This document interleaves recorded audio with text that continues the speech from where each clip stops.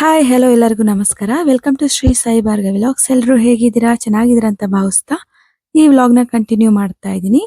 ಇವತ್ತು ಬಂದು Friday evening ಇಂದ ವ್ಲಾಗ್ನ ಕಂಟಿನ್ಯೂ ಮಾಡ್ತಾ ಇದ್ದೀನಿ. ಬೆಳಗ್ಗೆನೆ ಬಟ್ಟೆಗಳನ್ನೆಲ್ಲಾನು ಒಣಗಾಕಿದ್ದೆ. ಇನ್ನು ಸಂಜೆಗೆ ಎಲ್ಲ ತಗೊಂಡ್ಬಂದು ಒಳಗಡೆ ಹಾಕಿ ಇನ್ನು ಪೂಜೆ ಎಲ್ಲ ಕಂಟಿನ್ಯೂ ಮಾಡ್ಕೊಳ್ತಾ ಇದ್ದೀನಿ.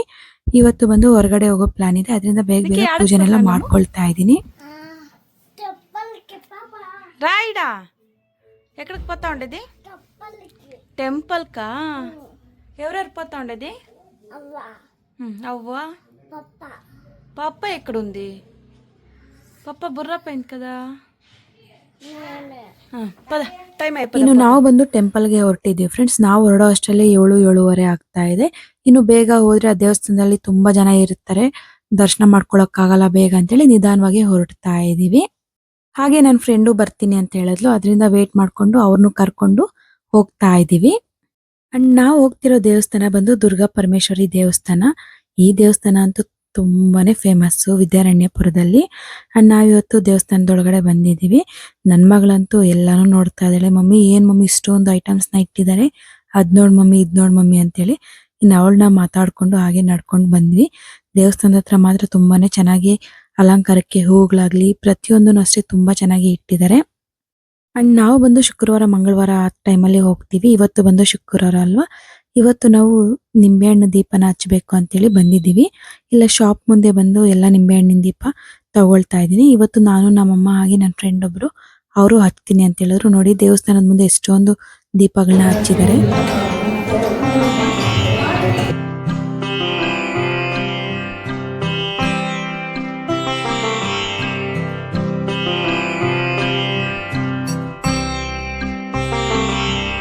ಇನ್ನು ನಮ್ಮಮ್ಮ ಇವಾಗ ದೀಪನ ಹಚ್ತಾ ಇದ್ದಾರೆ. ಇಲ್ಲಿ ನಿಂಬೆಹಣ್ಣಿನ ದೀಪ ಅಂದ್ರೆ ಅಷ್ಟೊಂದು ಇಷ್ಟ ಅಮ್ಮನವ್ರಿಗೆ.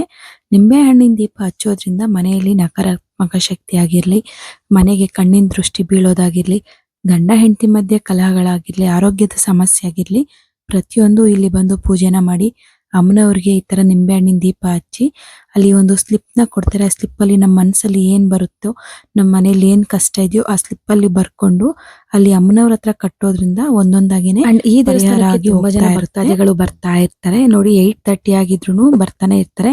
ಇಲ್ಲಿ ದೇವಸ್ಥಾನ ಟೈಮಿಂಗ್ಸ್ ಬಂದ್ಬಿಟ್ಟು ಬೆಳಗ್ಗೆ 6 ಇಂದ ಸಂಜೆ 8 ಕ್ಲೋಸ್ ಆಗೋಗ್ಬಿಡುತ್ತೆ.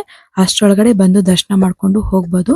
ಇನ್ನ ನಾನ್ ಬಂದು ಇಲ್ಲಿ ಒಂದು ಸ್ಲಿಪ್ ಅಲ್ಲಿ ನಮ್ಮ ಮನಸ್ಸಲ್ಲಿ ಏನ್ ಕೋರಿಕೆ ಇದೆಯೋ ಅದನ್ನ ಒಂದು ಲೆಟರ್ ಅಲ್ಲಿ ಬರೆದು ಕಟ್ತಾ ಇದ್ದೀನಿ. ಅಲ್ಲಿ ಲೆಟರ್ 10 ರೂಪೀಸ್ ಕೊಟ್ರೆ ಸಿಗುತ್ತೆ. ಆ ಲೆಟರ್ ಅಲ್ಲಿ ನಮ್ಮ ಬಗ್ಗೆನೇ ಆಗಿರ್ಲಿ, ನಮ್ಮ ಆರೋಗ್ಯ ಸಮಸ್ಯೆ ಆಗಿರ್ಲಿ, ಮನೆಯಲ್ಲಿ ಏನಾದ್ರೂ ತೊಂದರೆಗಳಾಗಿರ್ಲಿ ಆ ಲೆಟರ್ ಅಲ್ಲಿ ಬರೆದು ಇಲ್ಲಿ ಅಮ್ಮನವ್ರ ಹತ್ರ ಕಟ್ತಾ ಇರ್ತಾರೆ. ನೋಡಿ ಎಷ್ಟು ಪೇಪರ್ಗಳನ್ನ ಕಟ್ಟಿದ್ದಾರೆ ಅಂದ್ರೆ ಅಷ್ಟೊಂದು ಕಟ್ಟಿದ್ದಾರೆ, ಜಾಗನೇ ಇಲ್ಲ ಕಟ್ಟೋದಕ್ಕೆ. ನೋಡಿ ನಾನು ಸ್ವಲ್ಪ ಜಾಗ ಮಾಡ್ಕೊಂಡು ಕಟ್ತಾ ಇದ್ದೀನಿ. ತುಂಬಾ ಜನ ಭಕ್ತಾದಿಗಳು ಇದನ್ನ ನಂಬ್ತಾರೆ. ನಾನು ಅಷ್ಟೇ ನಂಬಿಕೆ ಒಂದೊಂದ್ ತರ ಇರುತ್ತೆ. ನಾನ್ ಮಾಡೋದು ನೀವು ಮಾಡ್ಬೇಕು ಅಂತ ಏನಿಲ್ಲ, ಅದು ಅವ್ರವ್ರಿಗೆ ಸಂಬಂಧಪಟ್ಟಿದ್ದು. ಇಲ್ಲಿ ನನ್ಗೆ ಅಮ್ಮನವ್ರನ್ನ ಕಂಡ್ರೆ ತುಂಬಾನೇ ಇಷ್ಟ. ಪ್ರತಿಯೊಂದನ್ನು ನಾನು ಅಮ್ಮನವ್ರ ಹತ್ರ ಶೇರ್ ಮಾಡ್ಕೊಳ್ತಾ ಇರ್ತೀನಿ. ಅದರಿಂದ ಈ ತರ ನೀವು ಮಾಡಿದ್ರೆ ತುಂಬಾನೇ ಒಳ್ಳೇದಾಗುತ್ತೆ. ಯಾರು ನಂಬ್ತಿರೋ ಬಿಡ್ತಿರೋ ಗೊತ್ತಿಲ್ಲ, ಬಟ್ ದೇವ್ರನ್ನ ಒಂದ್ಸಲ ನಂಬಿ ಒಂದಲ್ಲ ಒಂದಿನ ಪ್ರತಿಫಲ ಅನ್ನೋದು ನಮ್ಗೆ ಸಿಕ್ಕೇ ಸಿಗುತ್ತೆ. ಅಂಡ್ ಇದು ನೆಕ್ಸ್ಟ್ ಡೇ ದಿನದ್ದು ಸಾಟರ್ಡೇದು. ಇನ್ನ ಬೆಳಗ್ಗೆ ಎದ್ದಿದ ತಕ್ಷಣ ನಮ್ಮ ಮನೆಯವರು ಎಳ್ನೀರ್ ತಂದಿದ್ರು, ಅದನ್ನೆಲ್ಲ ಕುಡ್ಕೊಂಡು ಇನ್ನ ಪೂಜೆನೆಲ್ಲ ಮುಗಿಸ್ಕೊಂಡು ಇನ್ನ ಟಿಫನ್ಗೆ ರೆಡಿ ಮಾಡ್ತಾ ಇದ್ದೀನಿ. ಇವತ್ತಿನ ತಿಂಡಿಗೆ ನಾನು ಗೀ ರೈಸ್ ಹಾಗೆ ಹೆಸರುಕಾಳು ಗ್ರೇವಿನ ಮಾಡ್ತಾ ಇದ್ದೀನಿ. ಮನೇಲೆಲ್ಲಾನು ತುಂಬಾನೇ ಇಷ್ಟಪಟ್ಟು ತಿಂತಾರೆ. ಇದು ಹೆಸರುಕಾಳು ಜೊತೆ ನಾವು ಚಪಾತಿ, ದೋಸೆ, ಪೂರಿ, ರೊಟ್ಟಿ ಇದನ್ನೆಲ್ಲಾನು ಕಾಂಬಿನೇಷನ್ ಮಾಡ್ಕೊಂಡು ತಿನ್ಬೋದು. ತುಂಬಾನೇ ಟೇಸ್ಟಿ ಆಗಿರುತ್ತೆ. ನಮ್ಮನೇಲಿ ನನ್ನ ಮಗಳಿಗಂತೂ ತುಂಬಾನೇ ಇಷ್ಟ. ಹೆಸರುಕಾಳು ಗ್ರೇವಿ ಜೊತೆ ದೋಸೆ ಹಾಕೊಟ್ರೆ ತುಂಬಾನೇ ಇಷ್ಟಪಟ್ಟು ತಿಂತಾಳೆ. ಒಂದೊಂದ್ಸಲ ಲಂಚ್ ಬಾಕ್ಸ್ಗೂ ಹಾಕಿ ಕಳಿಸ್ತೀನಿ. ಫುಲ್ಲು ಬಾಕ್ಸ್ನೇ ಖಾಲಿ ಮಾಡ್ಕೊಂಡು ಬರ್ತಾಳೆ, ಅಷ್ಟಿಷ್ಟ ಅವಳಿಗಂತೂ. ಇನ್ನ ನೈಟ್ ನಾನು ಹೆಸರುಕಾಳನ್ನೆಲ್ಲ ನೆನೆಸಿದ್ದೆ. ಇವತ್ತು ಹೇಗಿದ್ರು ಸ್ಯಾಟರ್ಡೆ ಅಲ್ವಾ, ಮಾಡ್ಕೊಡೋಣ, ಇಷ್ಟಪಟ್ಟು ತಿಂತಾಳೆ ಅಂತೇಳಿ ಮಾಡ್ತಾ ಇದ್ದೀನಿ. ನೈಟ್ ಹೆಸರುಕಾಳನ್ನ ನೆನೆಸಿಟ್ಟಿದ್ದೆ. ಇವಾಗ ಒಂದೆರಡು ವಿಸಿಲ್ ಕೂಗಿಸ್ಕೊಂಡು ಅದು ಸೈಡ್ಗೆ ಎತ್ತಿಟ್ಕೊಂಡಿದ್ದೀನಿ. ಇವಾಗ ಯಾವ ತರ ಮಾಡೋದು ಅಂತ ತಿಳಿಸ್ಕೊಡ್ತೀನಿ. ಮೊದಲನೇದಾಗಿ ಸ್ಟವ್ ಅಂಟಿಸ್ಬಿಟ್ಟು ಒಂದು ಬಾಣಲಿನ ಇಟ್ಟು ಸ್ವಲ್ಪ ಎಣ್ಣೆನ ಹಾಕೊಳ್ತಾ ಇದ್ದೀನಿ. ಎಣ್ಣೆ ಕಾದ ನಂತರ ನಾನಿಲ್ಲಿ ಸಾಸಿವೆ, ಜೀರಿಗೆ, ಕರಿಬೇವು ಈ ತರ ಎಲ್ಲ ಒಗ್ಗರಣೆ ಮಾಡ್ಕೊಳ್ಬೇಕು. ನಾನಿಲ್ಲಿ 2 ಈರುಳ್ಳಿ, 2 ಟೊಮೊಟೊ ಹಾಗೆ 5-6 ಮೆಣಸಿನ್ಕಾಯಿನ ಹಚ್ಚಿಟ್ಕೊಂಡಿದ್ದೀನಿ ಅಷ್ಟೇ. ಈಸಿಯಾಗಿ ಮಾಡ್ಕೊಳ್ಬಹುದು ಫ್ರೆಂಡ್ಸ್ ಇದನ್ನ. ಒಬ್ಬೊಬ್ರು ಒಂದೊಂದ್ ತರ ಗ್ರೇವಿನ ಟ್ರೈ ಮಾಡ್ತಾ ಇರ್ತಾರೆ. ನಾನು ಈ ತರ ಮಾಡ್ತೀನಿ ಸಿಂಪಲ್ ಆಗಿ. ಇದಕ್ಕೆ ಯಾವುದೇ ಮಸಾಲಾನ ರುಬ್ಕೊಂಡು ಹಾಕೊಳ್ಳೋದು ಏನಿರಲ್ಲ ಫ್ರೆಂಡ್ಸ್. ಸಿಂಪಲ್ ಆಗಿ ನಾವು ಮನೆಯಲ್ಲಿರುವ ಪದಾರ್ಥಗಳನ್ನ ಯೂಸ್ ಮಾಡಿಕೊಂಡು ಈ ಮಸಾಲಾನ ರೆಡಿ ಮಾಡ್ಕೊಳ್ಬೋದು ಅಷ್ಟೇ. ಸಾರಿ, ಮಸಾಲ ಅಂದ್ರೆ ನಾವು ಜಸ್ಟ್ ಉದುರಿಸ್ಕೊಳ್ಬೇಕಷ್ಟೇ ಪುಡಿಗಳನ್ನೆಲ್ಲದನ್ನು, ಅದನ್ನೇ ಸೂಪರ್ ಆಗಿರುತ್ತೆ. ಇನ್ನು ನಾನಿಲ್ಲಿ ಇದಕ್ಕೆ ಶುಂಠಿ ಬೆಳ್ಳುಳ್ಳಿ ಪೇಸ್ಟ್ ಹಾಗೆ ಟೊಮೊಟೊನ ಹಾಕೊಂಡು ಫ್ರೈ ಮಾಡ್ಕೊಳ್ತಾ ಇದ್ದೀನಿ. ಟೊಮೊಟೊ ಎಲ್ಲ ಸ್ಮೂತ್ ಆಗಿ ಆಗ್ಬೇಕು, ಆ ತರ ಫ್ರೈ ಮಾಡ್ಕೊಳ್ಬೇಕು ನಾವು. ಟೊಮೊಟೊ ಎಲ್ಲ ಸ್ಮೂತ್ ಆದ್ಮೇಲೆ ಇವಾಗ ನಾವೇನ್ ಬೇಯಿಸ್ಕೊಂಡಿರ್ತೀವೋ ಕಾಳುಗಳನ್ನ ಇದ್ರೊಳಗಡೆ ಹಾಕೊಳ್ತಾ ಇದೀನಿ. ಹೆಸರು ಕಾಳು ಒಂದೇ ಅಲ್ಲ ಫ್ರೆಂಡ್ಸ್, ನಾವ್ ಇವಾಗ ಏನಾದ್ರೂ ಮೊಳಕೆ ಕಟ್ಟಿರ್ತೀವಲ್ಲ ಎಲ್ಲ ಮಿಕ್ಸ್ ಕಾಳುಗಳನ್ನ ಅದನ್ನೂ ಈ ತರಾನೇ ಮಾಡ್ಕೊಳ್ಬೋದು ಈಸಿಯಾಗಿ. ತುಂಬಾ ಅಂದ್ರೆ ತುಂಬಾ ಟೇಸ್ಟಿ ಆಗಿರುತ್ತೆ. ಇದ್ರ ಕಾಂಬಿನೇಷನ್ ಮೈನ್ ಇರೋದು ಚಪಾತಿ, ಅದ್ರ ಜೊತೆ ತಿಂದ್ರೆ ತುಂಬಾನೇ ಟೇಸ್ಟಿ ಆಗಿರುತ್ತೆ. ಇವಾಗ ಎಲ್ಲಾನು ಹಾಕೊಂಡು ಮಿಕ್ಸ್ ಮಾಡ್ಕೊಳ್ತಾ ಇದೀನಿ. ಒಬ್ಬೊಬ್ರ ಮನೆಯಲ್ಲಿ ಅಂತೂ ಒಂದೊಂದ್ ತರ ಅಡ್ಗೆಗಳನ್ನ ಮಾಡ್ತಾ ಇರ್ತಾರೆ. ನಮ್ಮ ಮನೇಲಿ ಡೈಲಿ ಒಂದೊಂದು ವೆರೈಟಿನ ಮಾಡ್ತಾ ಇರ್ತೀನಿ ನಾನಂತೂ. ಇವಾಗ ಹೆಸರು ಕಾಳನ್ನ ಹಾಕಿದ್ದೇನಲ್ಲ ಫ್ರೆಂಡ್ಸ್, ಸ್ವಲ್ಪ ನೀರ್ನ ಹಾಕೊಳ್ತಾ ಇದ್ದೀನಿ. ಯಾಕಂದ್ರೆ ನಮ್ಗೆ ರೈಸ್ಗೆ ಬೇಕಲ್ವಾ, ಅದರಿಂದ ಸ್ವಲ್ಪ ಗ್ರೇವಿ ಆಗ್ಬೇಕು, ಅದರಿಂದ ಸ್ವಲ್ಪ ನೀರ್ ಹಾಕೊಂಡು ಇವಾಗ ನಾವೇನೇನು ಪುಡಿಗಳನ್ನ ಉದುರಿಸ್ಕೊಂತಾ ಇದೀವಿ ಅಂದ್ರೆ 2 ಟೇಬಲ್ ಸ್ಪೂನ್ ಆಗುವಷ್ಟು ಧನಿಯಾ ಪುಡಿ ಹಾಕೊಂಡು 1 ಟೇಬಲ್ ಸ್ಪೂನ್ ಆಗುವಷ್ಟು ಖಾರದ ಪುಡಿನ ಹಾಕೊಳ್ತಾ ಇದೀನಿ. ಸ್ವಲ್ಪ ಚೆನ್ನಾಗಿ ಮಿಕ್ಸ್ ಮಾಡ್ಕೊಳ್ಬೇಕು, ಮಸಾಲಾ ವಾಸನೆ ಎಲ್ಲ ಹೋಗ್ಬೇಕು, ಆ ತರ ಮಿಕ್ಸ್ ಮಾಡ್ಕೊಳ್ಬೇಕು.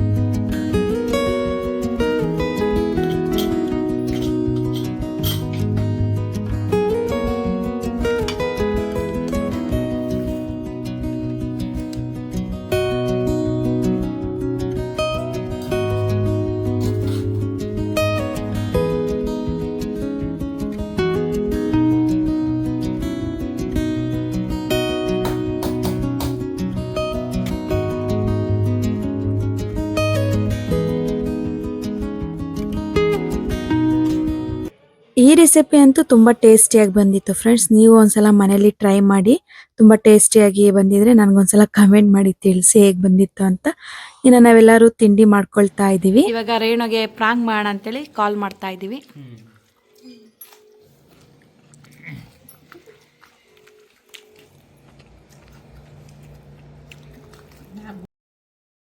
ರೇಣುಗ್ ಪ್ರಾಂಕ್ ಮಾಡೋಣ ಅಂತೇಳಿ ಫೋನ್ ಮಾಡಿದ್ವಿ, ಬಟ್ ಅವಳು ಫೋನ್ ರಿಸೀವ್ ಮಾಡಿಲ್ಲ, ಮಲಗಿರ್ತಾಳೇನೋ. ಇನ್ನ ನಾವು ರೆಡಿ ಆಗಿದ್ದೀವಿ ಅವಳ ಮನೆ ಹತ್ರ ಹೋಗ್ಬೇಕು ಅಂತೇಳಿ. ಅವಳು ನಿನ್ನೆ ಅಷ್ಟೇ ಫೋನ್ ಮಾಡಿದ್ಲು, ಈ ತರ ನನ್ನ ಮಗಳಿಗೆ ಕೈ ಉಳುಕಿದೆ ಮಂಚದ ಮೇಲೆಯಿಂದ ಬಿದ್ದು ಅಂತ ಹೇಳಿದ್ಲು. ಹಾಸ್ಪಿಟ್ಲಿಗೆಲ್ಲ ಹೋಗ್ಬಿಟ್ಟು ಬಂದ್ರಂತೆ, ತೋರಿಸ್ಕೊಂಡ್ ಬಂದಿದ್ದಾರೆ. ಇವಾಗ ಸ್ವಲ್ಪ ಬೆಟರ್ ಅಂತ ಅನ್ನಿಸ್ತಿದೆ ಅಂತ ಹೇಳಿದ್ಲು. ಅದರಿಂದ ಮಗುನ್ ನೋಡ್ಕೊಳಕ್ ಬರೋಣ ಅಂತ ಹೇಳ್ಬಿಟ್ಟು ನಾವು ಹೋಗ್ತಾ ಇದೀವಿ. ಯಾಕಂದ್ರೆ ಇವತ್ತು ಸ್ಯಾಟರ್ಡೇ ಅಲ್ವಾ, ಇನ್ನ ಸಂಡೇ ರಜಾ, ಇನ್ನ ಹೋಗ್ಬಿಟ್ಟು ಅಲ್ಲೇ ಇದ್ಬಿಟ್ಟು ಬರೋಣ ಅಂತೇಳಿ ಹೋಗ್ತಾ ಇದೀವಿ. ಫುಲ್ಲು ಟ್ರಾಫಿಕ್ ಇತ್ತು ಫ್ರೆಂಡ್ಸ್ ಹೆಬ್ಬಾಳ ಇದ್ರಲ್ಲಿ ಸರ್ಕಲ್ ಫ್ರೆಂಡ್ಸ್ ಹತ್ರ. ಇವಾಗ ಬಂದ್ವಿ ಹೇಗೋ ಹಾಗೆ ರೇಣು ಅವ್ರ ಹೋದ್ವಿ. ಮನೆಗೆ. ಇನ್ನ ಇವಾಗ ನೋಡಿ ಬಂದಿದ್ದೀವಿ ನಮ್ಮ ಮನೆ ಹತ್ರ. ಅವಾಗ್ಲೇ ಬಂದು ಡ್ರೆಸ್ ಚೇಂಜ್ ಮಾಡ್ಕೊಂಡು ರೆಡಿ ಆಗ್ಬಿಟ್ಟಿದ್ದಾರೆ. ಏ ಮಾದಿ ఎవరు తెచ్చింది ఎవరు తెచ్చింది ಕೋಸಿ ನಕ್ಕಿರಂತ. ನಮ್ಮನೆಯವರು ಒಂದು 1/2 ಅವರ್ ಮುಂಚೆನೆ ಬೇಗ ಬಂದ್ಬಿಟ್ಟಿದ್ದಾರೆ. ನನ್ಗೆ ಅಷ್ಟೊಂದು ಫಾಸ್ಟ್ ಆಗಿ ಬರಲ್ಲ ಓಡಿಸೋದು. ನಾರ್ಮಲ್ ಓಡಿಸ್ತೀನಿ, ಬಟ್ ಮೈನ್ ರೋಡ್ ಅಲ್ಲಿ ಓಡಿಸ್ಬೇಕು ಅಂದ್ರೆ ಸ್ವಲ್ಪ ಭಯ ಆಗುತ್ತೆ ಓಡಿಸೋದಕ್ಕೆ. ನಿಧಾನವಾಗಿ ಸೈಡಿಂದ ಬರ್ತಾ ಇರ್ತೀನಿ ಅಷ್ಟೇ. ರೀಸೆಂಟ್ ಆಗಿ ನಾನು ಗಾಡಿ ಕಲ್ತಿರೋದು, ಅಷ್ಟು ಫಾಸ್ಟ್ ಆಗಿ ಏನು ಓಡಿಸಲ್ಲ, ನಿಧಾನವಾಗಿ ಓಡಿಸ್ಕೊಂಡ್ ಬಂದೆ. ಅಂಡ್ ಇವ್ರ ಮನೆ ನೋಡಿ, ರೇಣುವ್ರ ಮನೆಗೆ ಬಂದಿದ್ದೀವಿ ನಾವು. ಅಂಡ್ ರೂಮ್ ಅಲ್ಲಿ ಮಂಚದ ಮೇಲೆ ಜಂಪ್ ಮಾಡಿ ಮಾಡಿ ಅವಳ ಮಗಳು ಕೆಳಗಡೆ ಸ್ಕಿಡ್ ಆಗಿ ಬಿದ್ದಿರೋದು. ಅವಳು ಕಸಕ್ ಬಿಸಾಕಣ ಅಂತ ಹೇಳ್ಬಿಟ್ಟು ಆಚೆ ಬರೋ ಅಷ್ಟರಲ್ಲಿ ಅವಳು ಜಂಪ್ ಮಾಡಿ ಬಿದ್ದೋಗ್ಬಿಟ್ಟಿದ್ದಾಳೆ. ಒಂದೆರಡು ಸಲ ಬಿದ್ದಿದ್ಲಂತೆ, ಬಟ್ ಆ ರೂಮ್ಗೆ ಚಿಲ್ಕ ಆಗ್ಬಿಟ್ಟು ಏನೇ ಇದ್ರು ಹಾಲಲ್ಲೇ ಮಾತಾಡ್ಕೊಂಡು ಕೂರಿಸ್ಕೊಬಿಡ್ತಾಳೆ ಮಗಳನ್ನ. ಇವತ್ತೇನು ರೂಮಲ್ಲಿ ಬಿಟ್ಬಿಟ್ಟು ಅವಳು ಜಂಪ್ ಮಾಡಿ ಬಿದ್ದೋಗ್ಬಿಟ್ಟಿದ್ದಾಳೆ. ಒಂದೊಂದ್ಸಲ ಮಕ್ಕಳನ್ನ ಎಷ್ಟು ಹುಷಾರಾಗಿ ನೋಡ್ಕೊಂಡ್ರು ಟೈಮೇ ಸರಿ ಇರಲ್ಲ, ಆ ತರ ಹೋಗ್ಬಿಡುತ್ತೆ. ಮಕ್ಕಳನ್ನ ನಾವು ಜೋಪಾನವಾಗಿ ನೋಡ್ಕೊಳ್ಬೇಕು, ಇಲ್ಲ ಅಂದ್ರೆ ಒಂದೊಂದ್ಸಲ ಏನಾದ್ರೂ ಹೆಚ್ಚು ಕಮ್ಮಿ ಆಗೋಗ್ಬಿಟ್ರೆ ಲೈಫ್ ಲಾಂಗ್ ಅದು ಒಂಥರ ಬಾಧೆ ಅಂತ ಅನ್ನಿಸ್ಬಿಡುತ್ತೆ. ಎಕ್ಸ್ಪೀರಿಯನ್ಸ್ ನಮ್ದೇ ಮನೆಯಲ್ಲೈತೆ. ಅದರಿಂದ ಆ ಕೈ ಕಾಲು ಏಟಾಗ್ದಿರ ನೋಡ್ಕೊಳ್ಬೇಕು ಮಕ್ಕಳಿಗೆ, ಯಾಕಂದ್ರೆ ಲೈಫ್ ಲಾಂಗ್ ಅದೇ ಇದಾಗೋಗ್ಬಿಡುತ್ತೆ. ನೋಡಿ ಇದೇ ಮಗು, ನೋಡಿ ಕೈಗೆಲ್ಲ ಇದಾಗ್ಬಿಟ್ಟಿದ್ದಾರೆ, ಬೆಲ್ಟ್ ಎಲ್ಲ. ಪಾಪ ತುಂಬಾ ಬೇಜಾರಾಗ್ಬಿಡುತ್ತೆ. ಆ ನೋವುನ ಮಗು ಯಾವ ತರ ತಡ್ಕೊಂಡಿದೆ ಅಂತಾನೆ ಗೊತ್ತಾಗಿಲ್ಲ. ಅಷ್ಟು ಬೇಜಾರಾಗೋಗ್ಬಿಡುತ್ತೆ ನನ್ಗಂತೂ. ಸ್ವಲ್ಪ ಮಕ್ಳು ಬಿದ್ದೋಗ್ಬಿಟ್ರೆ, ಏನಾದ್ರೂ ಹೆಚ್ಚು ಕಮ್ಮಿ ಆಗೋಗ್ಬಿಟ್ರೆ ತುಂಬಾ ಅಂದ್ರೆ ತುಂಬಾ ಭಯ ಆಗೋಗ್ಬಿಡುತ್ತೆ. ಏನಾದ್ರೂ ಕೈ ಕಾಲು ಉಳುಕ್ಬಿಟ್ರೆ ಅಷ್ಟು ಹುಷಾರಾಗಿ ನೋಡ್ಕೊಂಡ್ರು ಒಂದೊಂದ್ಸಲ ನಾವೆಷ್ಟು ಹುಷಾರಾಗಿ ನೋಡ್ಕೊಂಡ್ರು ಏಂದ್ರಲ್ಲೋ ಒಂದ್ರಲ್ಲಿ ಯಾಮಾರ್ತಾ ಇರ್ತೀವಿ. ಒಂದೊಂದ್ಸಲ ಭಯನೇ ಆಗೋಗ್ಬಿಡುತ್ತೆ ಏನಾದ್ರೂ ಆದ್ರೆ. ಅಂಡ್ ಇವತ್ತು ಇನ್ನು 3 ವೀಕ್ಸ್ ಅಂಡ್ 4 ವೀಕ್ಸ್ ಹಾಗೆ ಇರ್ಬೇಕು ಅಂತ ಹೇಳಿದ್ರಂತೆ. ಅದು ಬೇಂಡ್ ಹಾಕಿದಾರಲ್ಲ ಬೆಲ್ಟ್ ಕೈಗೆ, ಅದನ್ನ ತೆಗಿಬಾರ್ದು, ಜಾಸ್ತಿ ಕೈಯಲ್ಲಾಡ್ಸೋದಕ್ಕೂ ಆಗಲ್ಲ ಅವಳಿಗೆ. ಇನ್ನ ಹಾಗೆ 3 ವೀಕ್ಸ್ ಬಿಟ್ಕೊಂಡು ಬನ್ನಿ ಅಂತ ಹೇಳಿದ್ರು. ಇನ್ನು ನಾವು ಬಂದಿದ ತಕ್ಷಣ ರೇಣು ಚಿತ್ರಾನ್ನ ಮಾಡ್ತಾ ಇದ್ದಾಳೆ. ಇನ್ನು ನಮ್ಮನೆಯವ್ರಿಗೆ ರೇಣು ಚಿತ್ರಾನ್ನ ಮಾಡೋದಂದ್ರೆ ತುಂಬಾ ಇಷ್ಟ. ಸ್ವಲ್ಪ ಚೆನ್ನಾಗಿ ಮಾಡ್ತಾಳೆ ಟೇಸ್ಟಿಯಾಗಿ. ಅದರಿಂದ ಚಿತ್ರಾನ್ನಕ್ಕೆ ರೆಡಿ ಮಾಡ್ತಾ ಇದ್ದಾಳೆ. ಇನ್ನ ಅವರೆಕಾಳೆಲ್ಲ ಬಿಡಿಸಿಟ್ಟಿದ್ದಾರೆ ಸಾರಿಗೆ ಅಂತೇಳಿ. ಸೊ ನೋಡಿದ್ರಲ್ಲ ಫ್ರೆಂಡ್ಸ್, ಈ ವಿಡಿಯೋ ಇದಾಗಿರುತ್ತೆ. ಈ ವ್ಲಾಗ್ ಹೇಗಿದೆ ಅಂತೇಳಿ ನನಗೆ ಕಮೆಂಟ್ ಸೆಕ್ಷನಲ್ಲಿ ಕಮೆಂಟ್ ಮಾಡಿ ತಿಳಿಸಿ. ಅಂಡ್ ಇನ್ನೂ ಬೇರೆ ರೆಸಿಪಿ ಏನಾದರೂ ಬೇಕು ಅಂದರೆ ನಂಗೆ ಕಮೆಂಟ್ ಮಾಡಿ ತಿಳಿಸಿ. ಈ ವಿಡಿಯೋ ನಿಮಗೆ ಇಷ್ಟ ಆಗಿದ್ರೆ ಪ್ಲೀಸ್ ಒಂದು ಲೈಕ್ ಮಾಡಿ, ಹಾಗೆ ನಿಮ್ಮ ಫ್ಯಾಮಿಲಿ ಫ್ರೆಂಡ್ಸ್ಗೂ ಶೇರ್ ಮಾಡಿ. Thank you for watching. Bye.